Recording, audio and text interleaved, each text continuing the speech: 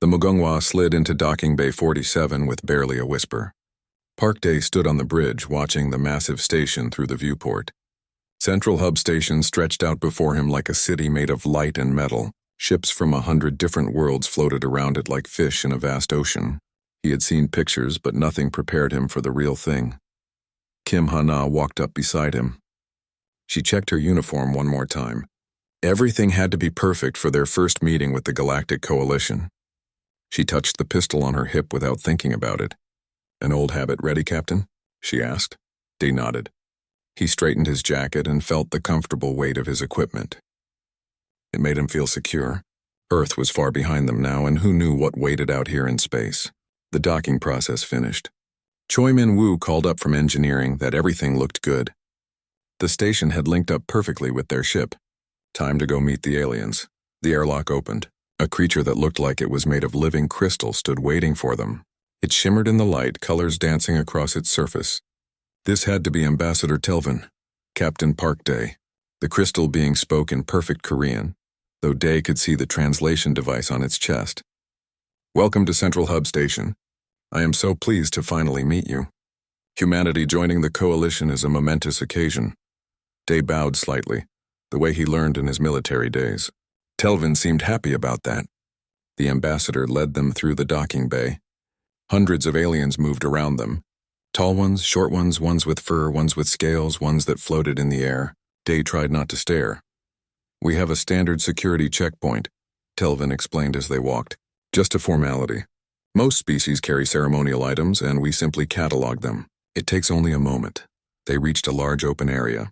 Security stations lined one wall. A four-armed reptilian creature stood behind one counter. Its scales were a deep green color, and its eyes tracked them as they approached. "This must be Security Chief Vexthor." "Welcome," Vexthor said. His voice was dry and professional. "I need to process your security screening. Please step forward one at a time. Do you carry any weapons or items that could be used as weapons?" Day looked at Hana and Minwoo. They both nodded. Day stepped forward first. "Yes," he said simply. "I do." Vexthor picked up a datapad. All four hands moved at once, two typing while two held other equipment. "Very efficient. Please place them on the counter. They will be returned to you when you leave the secure area." Day reached into his jacket. He pulled out his plasma pistol and set it down gently. Standard issue. Nothing special. Then he reached to his other side and pulled out a kinetic pistol. Different technology, good for backup. Both went on the counter. Vexthor typed on his pad, marking them down. He looked up, waiting to see if Day was finished. Day pulled a combat knife from his belt, then a smaller ceramic blade from his boot, a monofilament wire garrote from his watch band, a tactical pen from his chest pocket. The pen had a reinforced tip. Very useful. Vexthor's hands slowed down on the datapad. The security chief looked at the growing pile of weapons. Then at D, then back at the weapons. "Is that all?" Vexthor asked. "No," Day said. He started emptying his cargo pants pockets, throwing stars. 5 of them.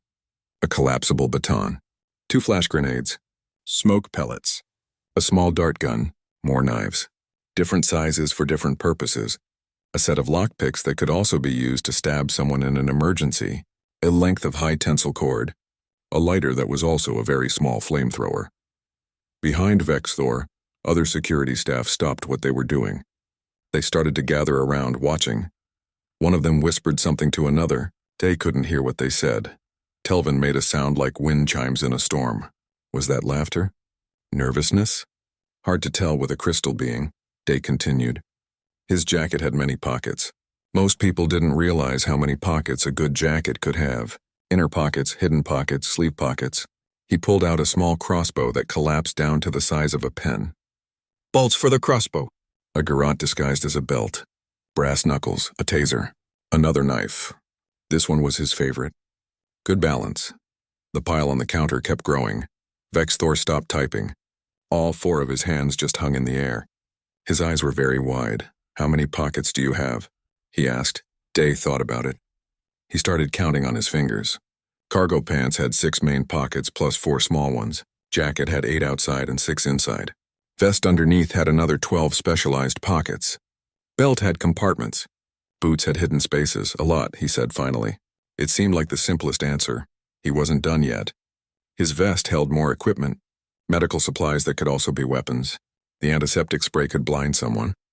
The scalpel in his first aid kit was very sharp. The hard case of his emergency beacon could break bones if you hit someone with it the right way. His glasses had reinforced frames. The buckle on his belt had a sharpened edge. His shoelaces were actually strong enough to use as bindings or a garrote. The counter was getting full. Vexthor called for a table. 2 other security guards brought one over. They looked at the weapons pile with something that might have been fear. Day kept going. Everything came out. By the time he finished, he had placed 47 items on the table. 47 things that could hurt or kill someone, each one carefully maintained and ready to use. Silence filled the security area. Every alien in the checkpoint stared at the table. At Day, back at the table, nobody moved. Televan made that wind chime sound again. Definitely nervousness this time. Vexthor's hands trembled slightly. He looked at his datapad, then at Day, then at the datapad again. He seemed to be struggling with what to say. "Is that everything?" he asked. His voice was very quiet now. Day checked his pockets one more time. Empty. He patted himself down. "Everything was on the table, yes," he said. "That is everything I brought with me." He meant it to be reassuring. But Vexthor's eyes got even wider at the words "brought with me," like there might be more back on the ship. There was. Much more. But Day didn't think he needed to mention that right now. Hana stepped forward. She looked at the table. Then at Vexthor's shocked face. She gave Day a small smile. "My turn?" she asked. Vexthor made a sound that might have been a whimper. Someone behind him ran off. Probably to get more tables. Ambassador Telvin's colors shifted to something that looked like panic. The crystal being moved closer to Vexthor. "Perhaps," Telvin said carefully, "we should call Commander Brill." Day stood quietly. He didn't understand why everyone seemed so upset. This was normal. Everyone he knew carried protection. Earth was dangerous. Space was dangerous. Being prepared just made sense. He looked at Hana and Minwoo. They both shrugged. They didn't understand either. Around them, the checkpoint had gone completely silent. Every alien stopped moving. They all stared at the 3 humans. At the table full of weapons. At the humans who somehow carried all of that and still looked casual about it. This was going to be an interesting visit to Central Hub Station. Commander Brill arrived 20 minutes later. The insectoid security chief had compound eyes that reflected light in strange ways. 6 legs carried him forward with clicking sounds on the metal floor. He stopped when he saw the table of weapons. All of his eyes focused on it at once. "Is this from one human?" he asked. Vexthor nodded. All 4 of his hands pointed at Day. Brill walked around the table slowly. He examined each weapon without touching them. His antennae twitched. After a full circle, he looked at Day. "You are a soldier?" Brill asked. "I was," Day said. "Now I am a merchant captain. And you brought all of this for a trade negotiation?" Day thought about it. The question seemed strange. Of course he brought protection. You never knew what might happen. "Yes," he said. "Better to have and not need than need and not have," it was an old Earth saying. His grandfather taught it to him. His grandfather who survived 3 wars and lived to be 90. Good advice. Brill's antennae stopped moving. He turned to Telvin. "Ambassador, I need to understand. Is this normal for humans?" Telvin's colors shifted through several shades. Blues and greens and something that might have been purple. The crystal being seemed to be thinking very hard. "From what I have learned," Telvin said slowly, "yes. Humans come from what they call a death world.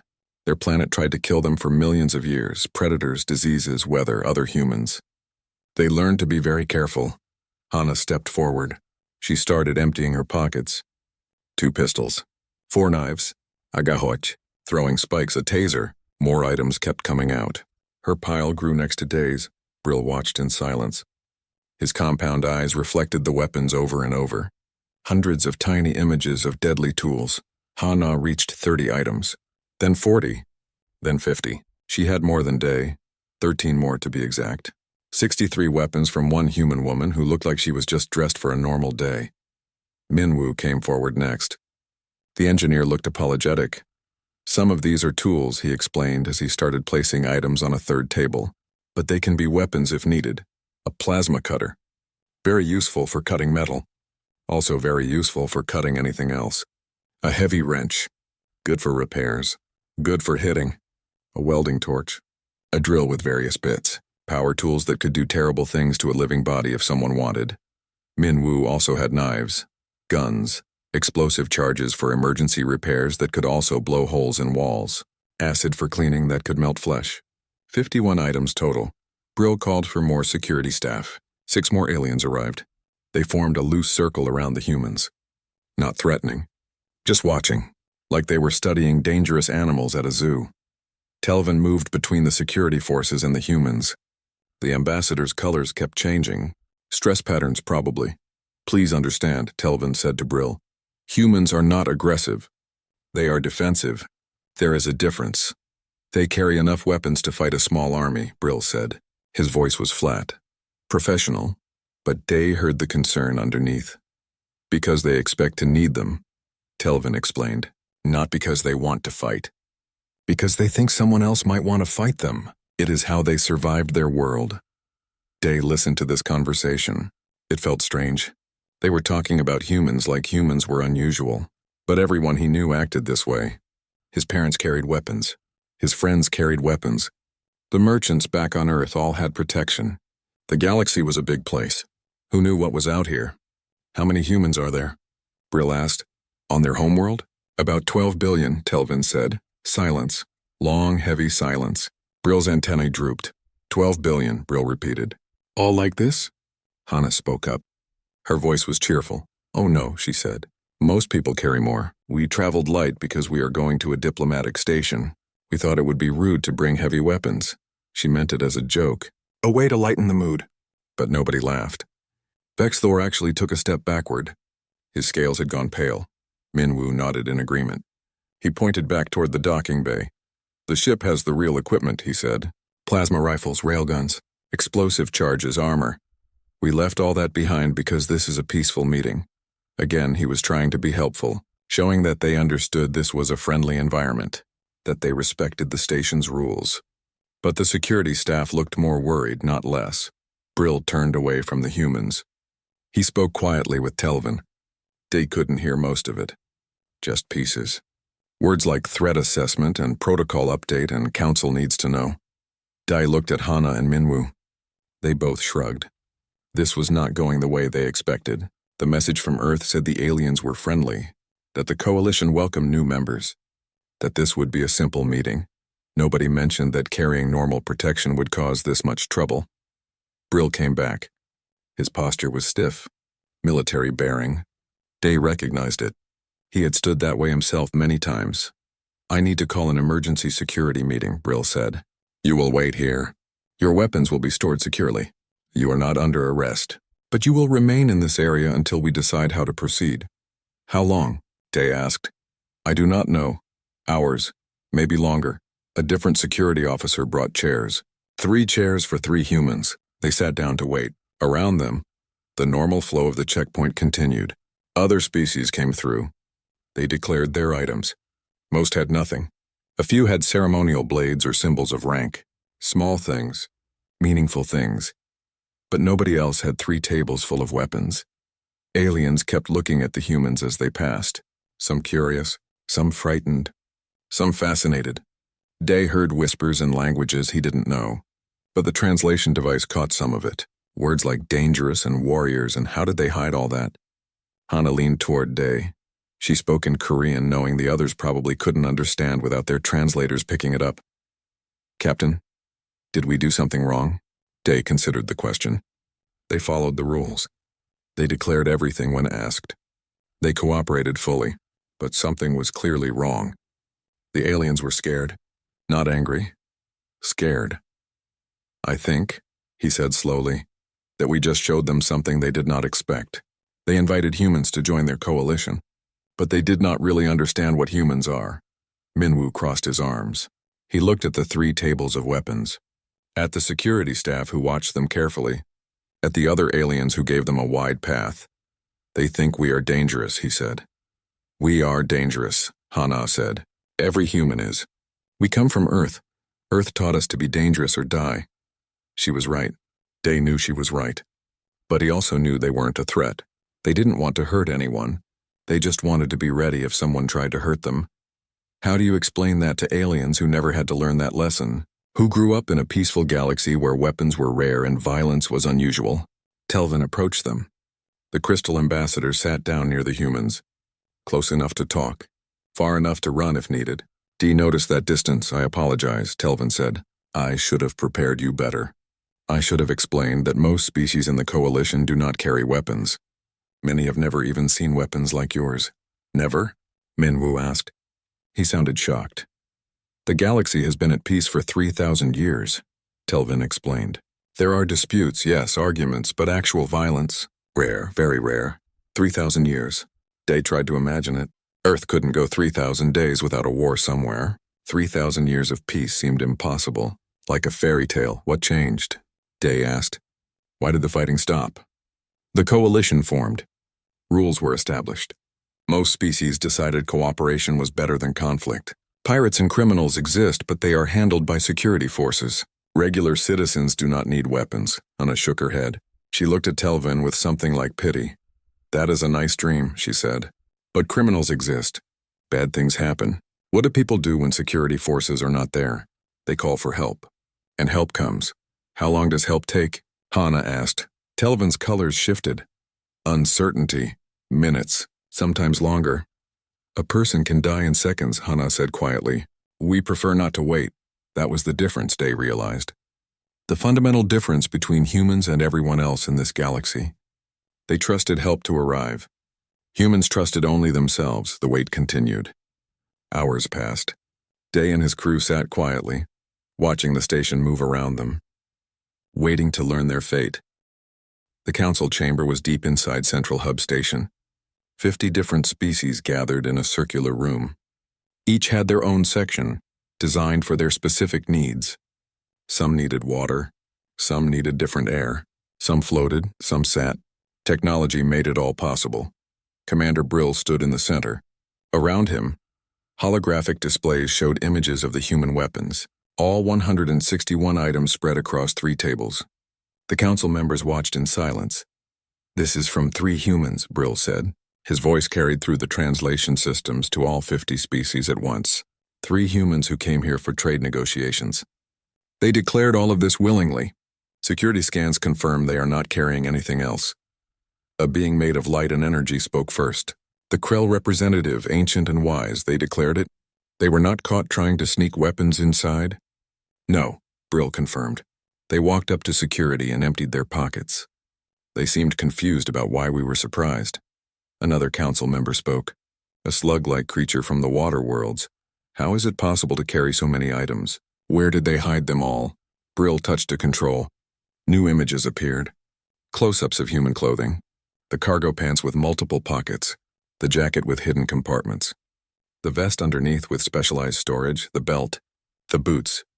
Human clothing is designed for carrying equipment, Brill explained. They have pockets everywhere. Some visible, many hidden. They plan for this. It is built into how they dress. Concerned whispers filled the chamber. Some species had no concept of pockets at all. Others used simple pouches, but this was something else entirely. Ambassador Telvin rose to speak. The crystal being's colors were calm now. Diplomatic mode. Honored council members, I have studied humanity extensively. I request permission to provide context. The Krell representative gestured approval. Telvin's colors shifted as information flowed. Earth is classified as a Class 9 death world. For comparison, most Coalition homeworlds are Class 2 or 3. Earth has predators that hunt in packs, diseases that kill in days, weather that destroys cities. Humans evolved in constant danger, Telvin continued. More images appeared. Earth's creatures, lions, bears, crocodiles, sharks, snakes, spiders, things that look designed to kill. These are natural animals on Earth. They share the planet with humans. Humans are not the strongest, not the fastest, not the most deadly, but humans survived by being smart, by being prepared, by carrying tools. A bird-like representative chirped a question. The translator made it into words. Surely they have moved past this. They have technology now. They have cities. Why do they still behave this way? Telvin's colors darkened. Sadness, perhaps, because humans also fight each other. Their history is filled with wars. Thousands of wars. Their technology grew from conflict. Their greatest achievements came from preparing for violence. It is woven into their culture. Silence fell again, heavy, uncomfortable.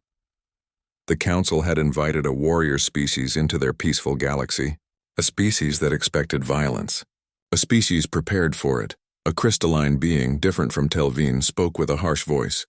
Then we should reject their membership, send them back to their death world, keep them away from civilized space.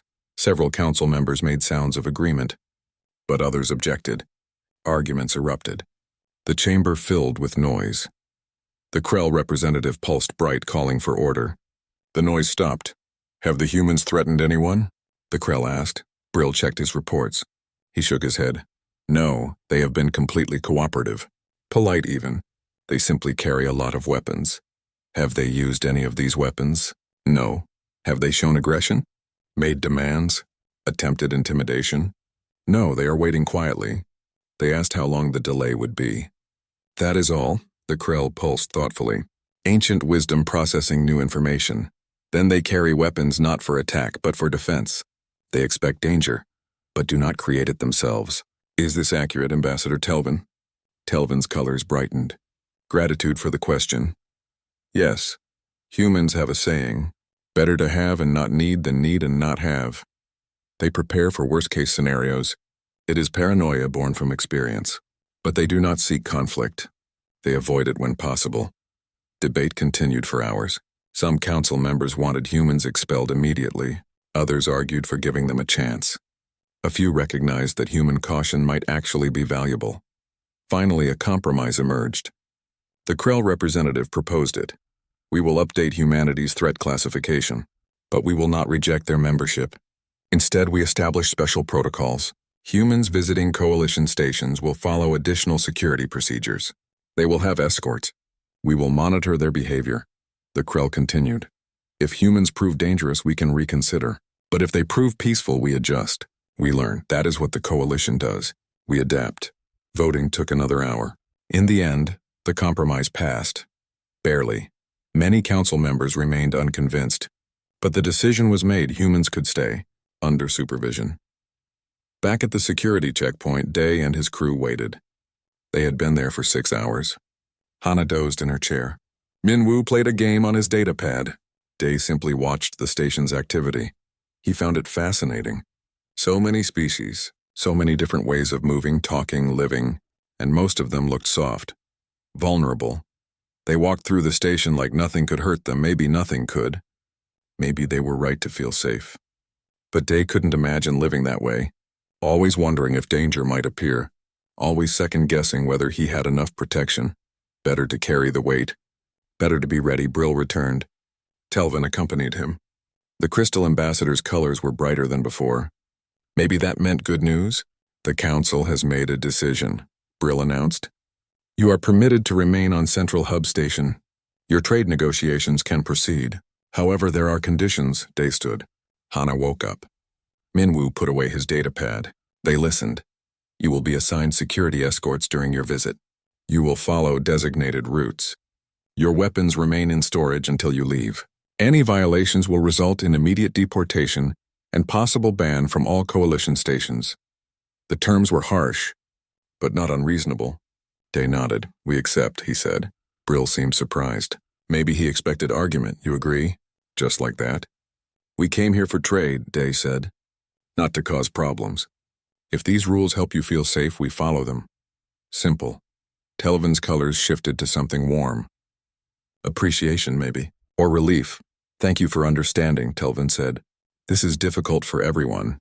We have never dealt with a species like yours. Hana stood and stretched. 6 hours in a chair had made her stiff. Can I ask a question? She said. Of course, Brill said. What happens if there is an emergency while we are here? What if something goes wrong? Brill's antennae twitched. Confusion. What kind of emergency? Any kind. Fire, hull breach, attack, something breaks. People panic. What do we do if we cannot protect ourselves? Brill looked at Telvin. The ambassador looked back. They seemed to have a silent conversation. Security forces handle emergencies, Brill said finally. You would follow evacuation procedures. You would be protected.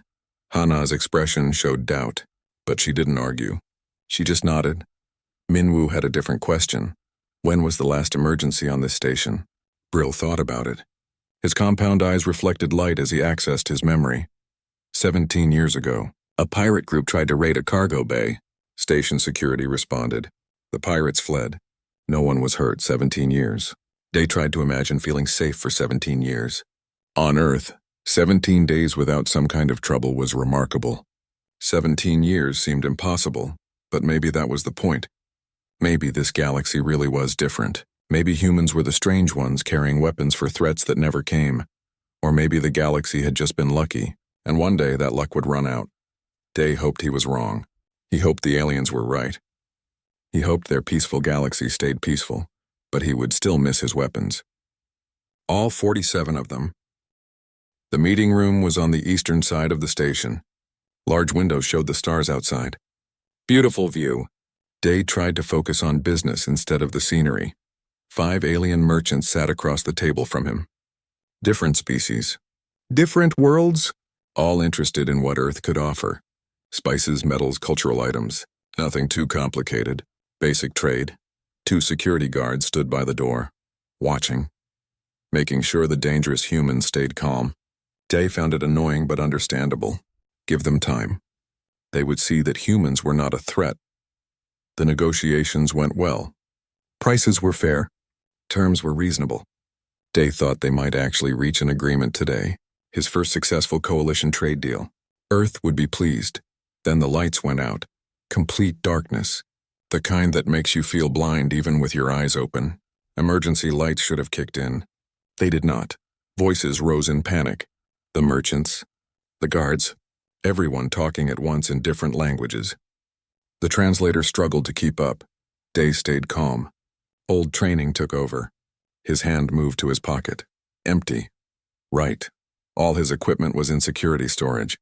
He felt naked without it, but he still had his jacket. And his jacket had more than just pockets for weapons. He reached into an inner pocket. Found what he needed. A small flashlight, battery-powered. Simple technology. Always reliable. Light flooded the room. Not bright, but enough. The panicked voices stopped. Everyone turned to look at Day. It is just a power failure, Day said. His voice was steady. Stay calm. Backup systems will activate soon. One of the merchants, a furry creature from a cold world, pointed at the flashlight. You had that? Through security? It is not a weapon, Day explained. Just emergency equipment. I carry many useful items. He pulled out more items. Another flashlight. He handed it to the nearest guard. The guard took it like it was made of gold. Chemical light sticks. Glow in the dark. He cracked them and placed them around the room. Soft green light joined the flashlight beams. The air felt wrong. Day noticed it after a minute, too thin. The ventilation had stopped with the power. That was bad. They needed to leave this room soon. He reached into another pocket. Emergency oxygen masks. Small ones. Made for humans. But better than nothing. He passed them out. The air is thinning, he said. These will help until we can evacuate. The merchant stared at him. At the masks. At each other. One of them, a being with tentacles, spoke in a quiet voice. How did you know to bring these? Day shrugged. The answer seemed obvious to him. We are on a space station. Things can go wrong. Pressure, air, power, fire. Always good to be prepared. The door opened. Minwoo and Hana rushed in. They both carried flashlights too. Of course they did. They were also prepared. Captain, Hana said. We need to move. This is not just a power failure. What is it? Sabotage. Minwoo checked the systems. Someone cut the power deliberately. Cut the backup systems too. The room went silent again. But this was a different silence. Not panic, fear.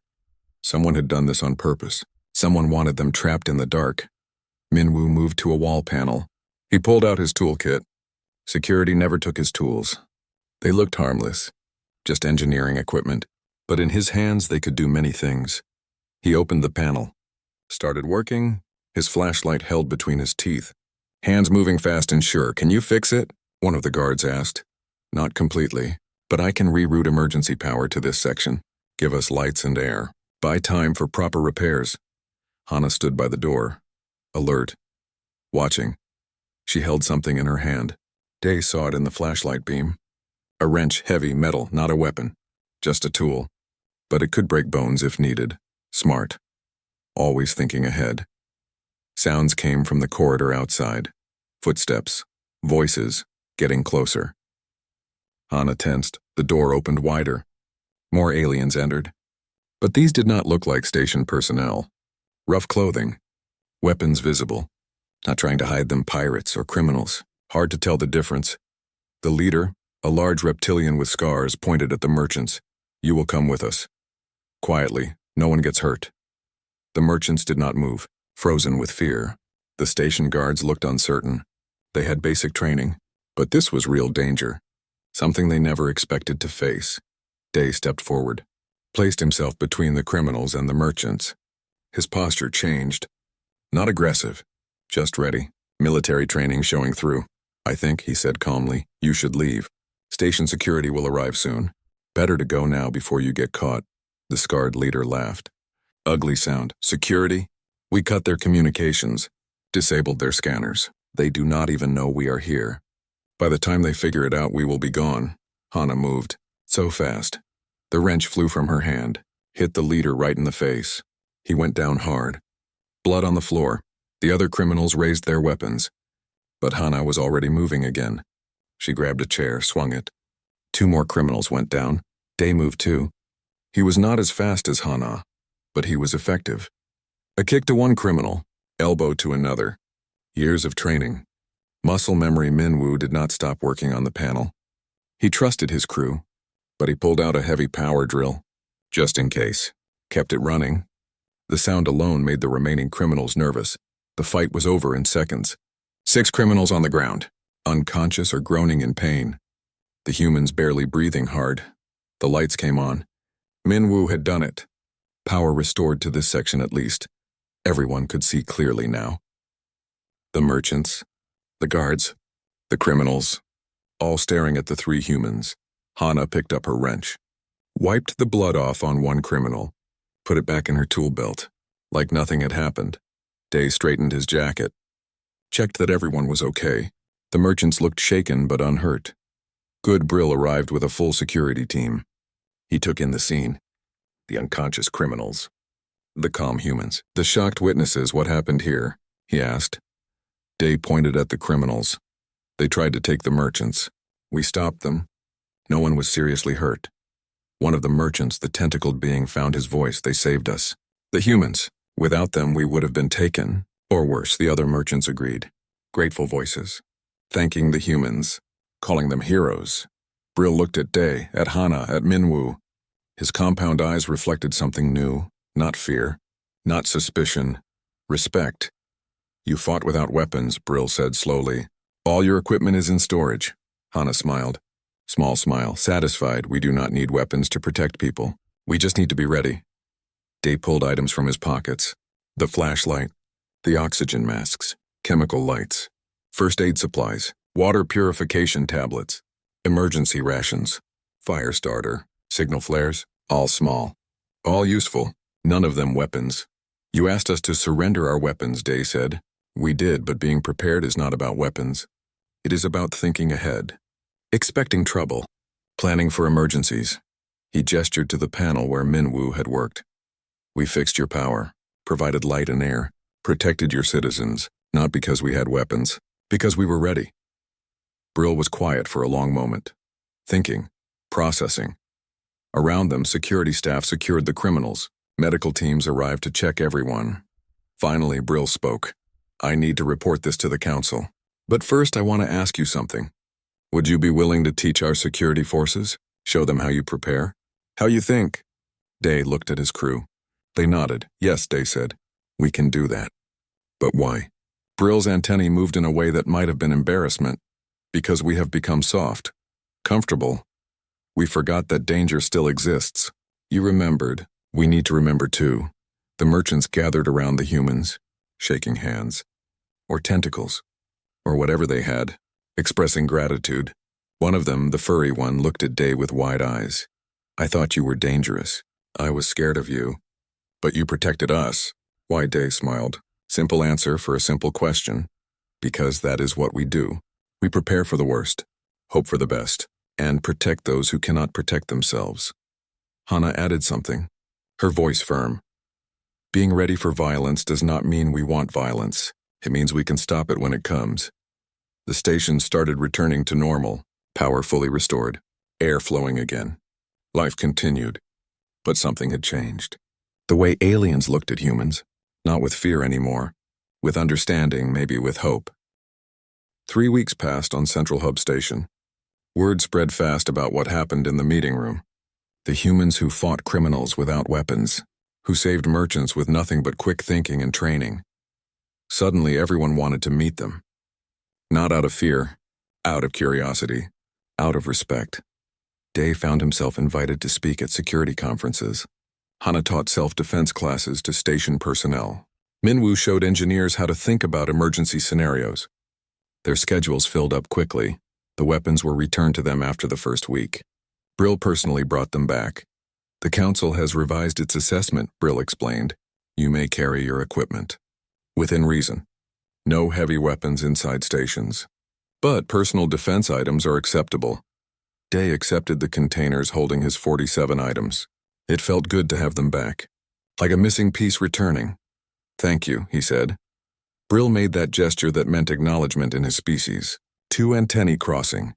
We learned something from you. The galaxy has been peaceful for a long time. But peace is not the same as safety. We forgot the difference. You reminded us. The security conference was held in a large auditorium.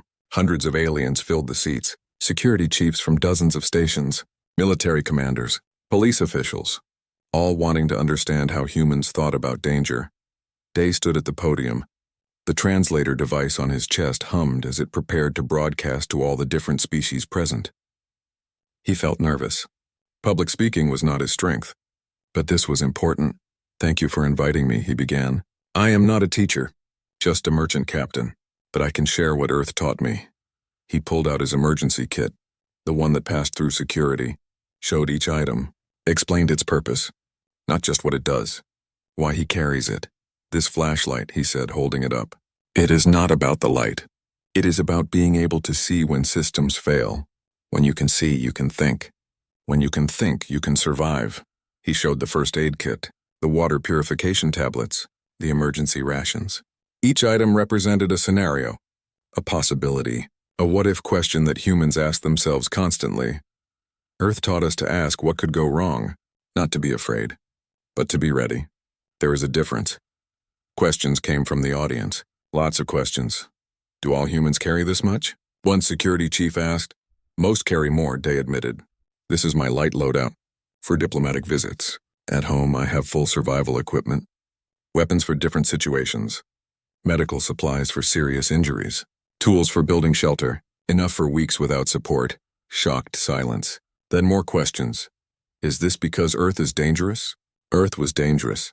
Past tense. We have cities now, technology, safety systems. But the habit remains. Our ancestors who were not prepared died. Those who were careful survived. That instinct passed down through generations. Another question. This one from a military commander. You fought those criminals without weapons. How did you learn to do that? Day thought about his answer carefully. This was important. Every human child learns basic self-defense. In schools. From parents. It is normal education. Like math or reading. We teach children how to protect themselves because we cannot always be there to protect them. More shocked sounds from the audience. Telvin stood up. The Crystal Ambassador wanted to add something. I have studied human culture, Telvin said. This is accurate. But I want to emphasize something important. Humans do not fight for joy. They do not seek violence. They simply refuse to be victims. There is dignity in that. The conference continued for hours. Demonstrations, discussions. Hana showed basic defensive techniques. Minwoo explained how to think about system vulnerabilities. Every human instinct analyzed and discussed. At the end, something unexpected happened. The Krell representative appeared. The ancient being of light rarely left the council chamber. But here it was. Present at the conference, I am old, the Krell said. Its voice resonated through every translator at once. I have seen 3,000 years of peace. I remember the wars before. I remember when every species carried weapons, when violence was common. The Krell pulsed brighter. We built peace by choosing not to fight, by trusting each other, by believing the best in others. This was good, but we forgot something important. We forgot that not everyone chooses peace. We forgot that threats still exist. The ancient being moved closer to where Day stood. Humans remember. They never forgot. Not because they are violent, but because they understand that peace must be protected. That safety requires vigilance. We need to remember this too. Day felt the weight of those words. The Krell was accepting them, accepting humanity, not despite their nature, because of it. After the conference, Day, Hana, and Minwoo walked through the station. Their security escort remained, but it felt different now, less like surveillance, more like companionship. They passed the checkpoint where this all began. Vexter was still there, still processing arrivals. He saw them and waved two of his forehands. "Captain Park," Vexthor called. "I need to tell you something." They approached. Vextor looked embarrassed. All his scales had a lighter color. "I was afraid of you. When you emptied all those pockets, I thought you were a threat." "I'm sorry," Day smiled. Genuine warmth. You had never met a human before. Fear of the unknown is natural. You overcame it. That takes courage. Vexter's scales brightened. Pride. Or maybe relief. "Can I ask you something?" Vextor said. "Why 47? Why that specific number of weapons?" Hana laughed. Real laughter. The first time since arriving at the station. "It was not planned," she said. "He just filled his pockets with what seemed useful. The number is random." Vexter looked confused. "But it is such a specific number. I thought it had meaning. Like a ritual. Or tradition." Day shook his head. "No meaning. I just grabbed what fit. If my jacket had more pockets, it would have been more. If it had fewer, it would have been less." Understanding dawned on Vexter's face, or whatever expression his species made for understanding. So the weapons were not the point. Being prepared was the point. The number did not matter. The mindset mattered. "Exactly," Day said. "You understand." They talked for a while longer. Vexter wanted to know about Earth, about human cities, about daily life. Not the dangerous parts. The normal parts, families, work, entertainment, all the boring things that made a life. As they talked, Day realized something. The aliens were not so different. They had families too, jobs, hobbies, dreams. The only real difference was Earth had been harsher. That harshness shaped humans differently. But maybe that difference could be good for everyone. Brill found them near the checkpoint. The insectoid commander looked excited. As excited as an insect could look. "The council wants to offer you positions," Brill said. "Official positions. As security consultants for the coalition, you would train personnel across multiple stations, help update safety protocols, make the galaxy safer." Day looked at his crew. They had come here for trade. Simple merchant work, but this was something bigger, something important. "Can we think about it?" Day asked. "Of course. Take your time. But know that you have changed things here. The council sees value in human thinking, in human preparedness. We want to learn more." That night, the three humans sat in their quarters on the Mugungwa, their ship, their home, looking out at the massive station through the viewport. "What do you think?" Day asked. Minwoo spoke first. "They need us. Not because we are warriors. Because we think differently. Because we see threats they miss. We could save lives," Hana nodded. "Earth prepared us for this. All those years of being careful. Of being ready. Maybe this is why. Maybe we are meant to be here." Day considered their words. Considered everything that happened since they arrived. The fear, the misunderstanding. The eventual acceptance. The respect humanity had joined the Galactic Coalition. Not as conquerors. Not as invaders. As protectors. As teachers. As the ones who remembered that peace needed guardians. He thought about his 47 weapons. Sitting in their storage container. Each one representing a lesson learned. A scenario planned for. A choice to be ready. Those weapons brought them here. But it was not the weapons that mattered. It was what they represented. The human refusal to be helpless. The human insistence on preparation. The human understanding that hope was not a plan. The galaxy needed that understanding, whether they knew it or not. "We will accept," Day said. "But first we finish our trade negotiations. We came here for business. We complete that business, then we talk about the future." His crew agreed. They were merchants first. Always would be. But now they were something else too. Bridge builders. Between humanity and the stars. Between caution and complacency. Between remembering danger and forgetting it existed. Outside the viewport, Central Hub Station glowed in the darkness. Millions of aliens going about their lives. Safe. Protected. Mostly unaware of the threats that lurked in the shadows. But now they had humans watching those shadows. Humans with 47 weapons. And 47 reasons to use them only when necessary. The galaxy was about to learn what it meant when humans said they came in peace. It meant they were prepared for war. But chose peace anyway. That choice made all the difference.